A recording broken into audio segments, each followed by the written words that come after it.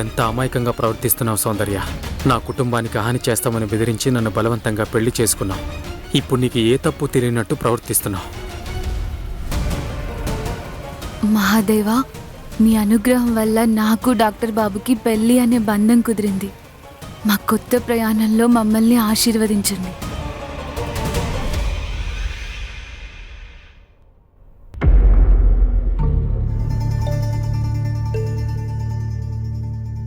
మనం ఇక్కడికైతే వచ్చాం గానీ అవినాష్ కోసం వెయిట్ చేయడం మంచిది కాదనిపిస్తుంది. ఈ పరిస్థితిని తనే హ్యాండిల్ చేయగలడనిపిస్తుంది. రాఘవ, మేము ఎన్నో ఏళ్లుగా ఇంటిని చూసుకుంటున్నాం, వ్యాపారాలని, అలాగే మీ అందరినీ. నీకేమనిపిస్తోంది? అవినాష్కి మాకంటే బంధాల గురించి ఎక్కువ తెలుసా? నేను చెప్పేది ఏంటంటే, మాట్లాడొద్దు, విను. ఇప్పుడు నేను అంతా సరిచేస్తాను. ఇప్పటికే చాలా ఆలస్యం అయిపోయింది.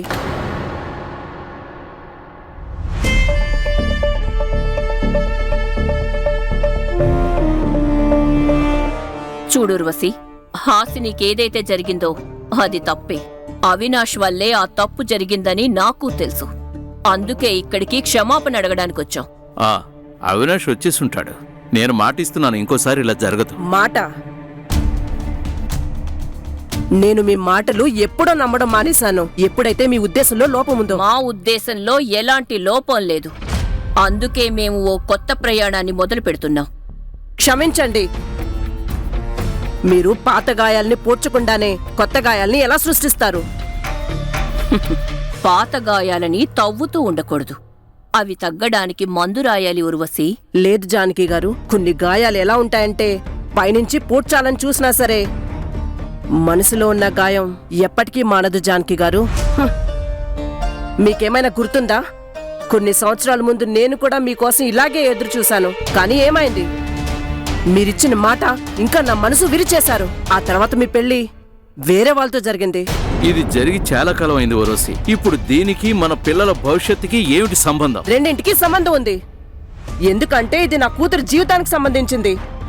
అప్పట్లో జరిగిన తప్పుని మళ్ళీ నేను జరగనివ్వను. నాకేదైతే జరిగిందో అది నా కూతురికి జరగడానికి వీల్లేదు. కొంతెత్తాల్సిన అవసరం లేదు ఊర్వశి. మేము అబ్బాయి తరపు వాళ్ళం అయినా మంచిగానే మాట్లాడుతున్నాం. నువ్వు మర్చిపోకు, అమ్మాయి తరపు వాళ్ళమని. మాట్లాడొద్దు, విను. ఇది పిల్లల భవిష్యత్తుకి సంబంధించింది. రాఘవ, ఇది అవినాష్ హాసినీల పెళ్లి శుభలేఖ. ఇంతకీ విషయం ఏంటంటే, ఈ పెళ్లి శుభలేఖని హాసిని చేతికిచ్చి తనని ఒప్పించడం కోసం వచ్చాను. నువ్వొక్కటి మాత్రం అస్సలు మర్చిపోవద్దు, అవినాష్ బాగా ఇష్టపడిన అమ్మాయి హాసిని. అంతేగాని మా బలహీనత అనుకోకు. పదరాఘవ. ఆగండి, నేను కూడా మీకు ఒకటి చెప్పాలి.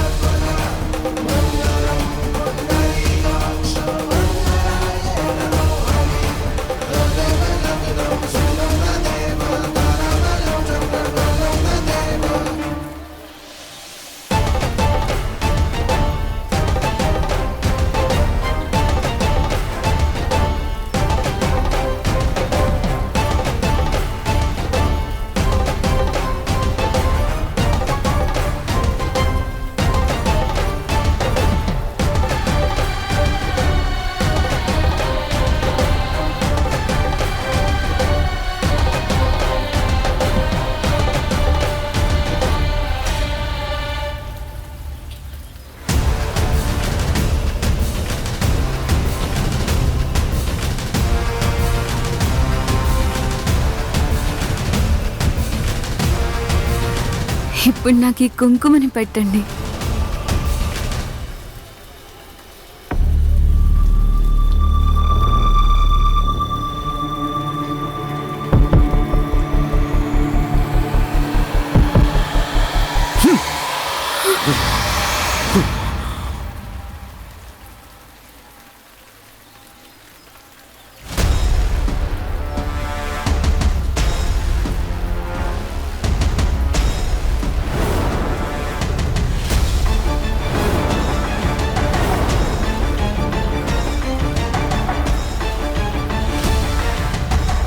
అసలు నిన్ను నువ్వు ఏమనుకుంటున్నావు? ఈ పెళ్లితో నా జీవితాన్ని నాశనం చేసి నువ్వు తమాషా చూడాలనుకుంటున్నావా? తమాషానా? నేను మీ జీవితాన్ని తమాషాగా మార్చడం ఏంటి? మీతో 7 అడుగులు నడిచి 7 ప్రమాణాలు వేశాను. మీరు నా భర్త డాక్టర్. Shut up! ఇంకాపై నీ అర్థం లేని మాటలు, నీ నాటకాన్ని అమాయకంగా నటిస్తున్నావే దాన్ని కూడా. నువ్వేమనుకుంటున్నావు? మన పెళ్లి నార్మల్గా జరిగిందనా? లేదు, మన పెళ్లి బలవంతంగా జరిగింది. వినపడుతోందా? మీ ఇంట్లో వాళ్ళందరూ కలిసి బలవంతంగా చేశారు. మనకు జరిగింది బలవంతపు పెళ్లి. మనకు జరిగింది బలవంతపు పెళ్లి. బలవంతపు పెళ్లి.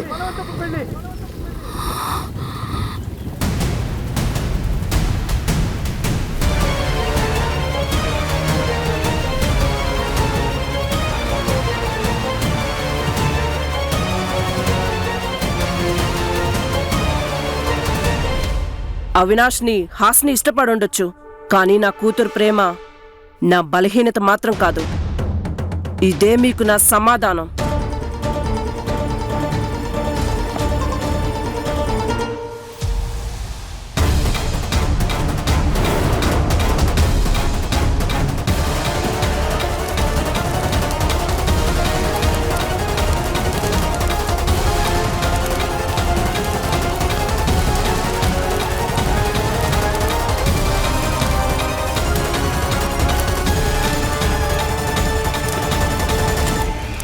మీ అవినాష్ మా అమ్మాయి మనసుని కాల్ చేశాడు. ఈరోజు మీరు తెచ్చిన ఈ కార్డ్ని కాల్ చేసి నేను ఈ పెళ్లిని ఆపేస్తాను.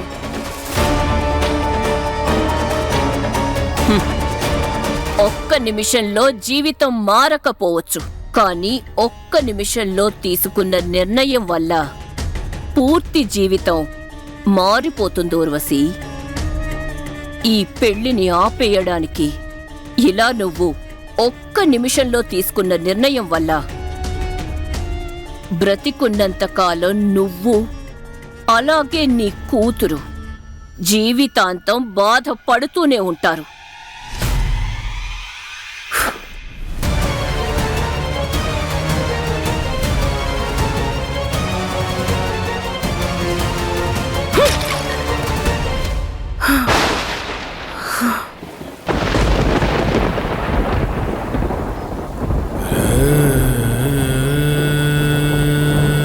బలవంతపు పెళ్ళ, కానీ మీరు నా భర్త. నేను నీకు భర్తని కాను.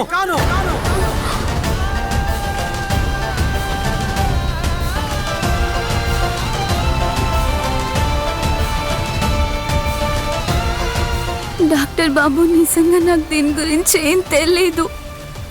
వా, నేను మెచ్చుకోవచ్చు సౌందర్య. అయినా నువ్వు ఊళ్ళో ఏం చేస్తున్నావు? నువ్వు రాజకీయాల్లో ఉండాల్సిన దానివి, పొలిటీషియన్ అవ్వాల్సిన దానివి. నువ్వు ఒకలా కనిపిస్తావు, ఒకలా ప్రవర్తిస్తావు, నీ చేతులు దానికి పూర్తిగా విరుద్ధం. ఇన్ఫాక్ట్ నువ్వు యాక్టర్ అవ్వాల్సిన దానివి. నువ్వు ఎంత బాగా నటిస్తున్నావు. మొత్తం అంతా నీ కళ్ళ ముందే జరిగిందే, అయినా నువ్వు ఏమీ జరగనట్టు నటిస్తున్నావు. అయితే ఒకటి చెప్పు, నీకు తెలియకుండానే మీ అమ్మ నాన్నమ్మ నీ పెళ్లి చేశారంటున్నావా?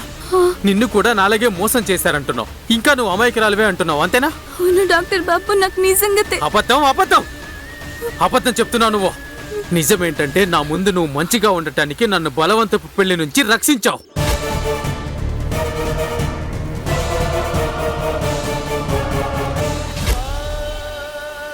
కానీ ఎందుకు? నువ్వు నన్ను బలవంతపు పెళ్లి చేసుకోవడానికా? ఎంత మోసగత్తెవు నువ్వు. నాకేమనిపిస్తుందంటే, అర్జునుడి దృష్టి ఎలాగైతే చేపకన్ను మీద పడిందో, నేను ఊరికొచ్చిన రోజు నుంచి నీ దృష్టి నా మీద పడింది. డాక్టర్ బాబు, మీరు నాపై నమ్మకం ఉంచండి. ఒకసారి. నమ్మకమా? నీ మీద? తెలుసా మనిషికి ఎప్పుడు బాధ కలుగుతుందో? ఎప్పుడైతే నువ్వు ఒక మనిషిని గుడ్డిగా నమ్ముతావో, నువ్వు నిజంగా ఒక గుడ్డివాడివని ఆ మనిషి నీకు రుజువు చేసి చూపించినప్పుడు మాత్రమే.